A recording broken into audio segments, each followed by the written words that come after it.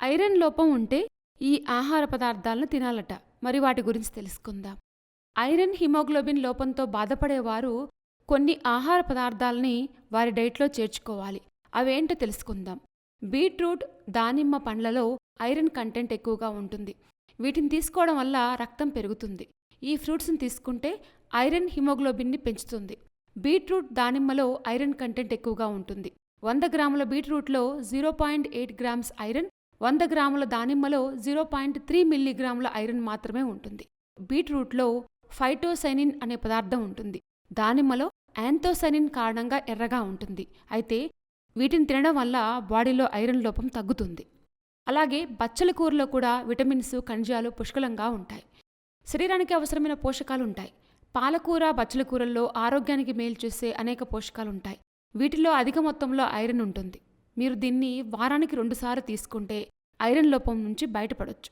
అలాగే చక్కెరకు బదులుగా బెల్లంను తీసుకుంటే చాలా మంచిదని నిపుణులు సూచిస్తున్నారు. ఇది షుగర్కు ఆరోగ్యకరమైన ప్రత్యామ్నాయం. ఇందులో ఐరన్ పుష్కలంగా ఉంటుంది. మీకు హిమోగ్లోబిన్ తక్కువగా ఉంటే మీరు బెల్లం తినొచ్చు. ఇది శరీరంలో హిమోగ్లోబిన్ స్థాయిని పెంచుతుంది. ఆకుకూరలు, పప్పు ధాన్యాల్లో ఐరన్ ఎక్కువగా ఉంటుంది.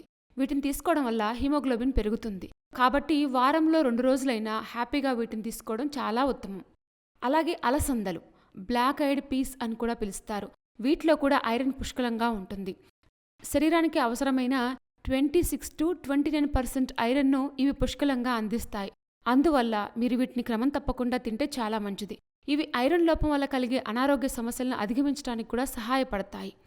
ఉసిరికాయలో కూడా విటమిన్ సి, ఐరన్, కాల్షియం వంటి పోషకాలు పుష్కలంగా ఉంటాయి. అందుకే ఉసిరిని సూపర్ ఫుడ్ అంటారు. ఇందులో ఐరన్ పుష్కలంగా ఉంటుంది. అలాగే ఇది రక్తహీనతను నయం చేయడంలో కూడా చాలా సహాయం చేస్తుంది. నానబెట్టిన ఎండు ద్రాక్ష, చాలా వరకు ఎండిన పండ్లలో ఐరన్ పుష్కలంగా ఉంటుంది. ఎండు ద్రాక్షలో రాగి, విటమిన్లు పుష్కలంగా ఉంటాయి. 8 నుంచి 10 ఎండు ద్రాక్షలను రాత్రంతా నీళ్లలో నానబెట్టి మరుసటి రోజు తినడం వల్ల చాలా ప్రయోజనాలున్నాయి. ఇవి జీర్ణక్రియకు సహాయపడటమే కాకుండా ఉదర సమస్యలను కూడా దూరం చేస్తాయి.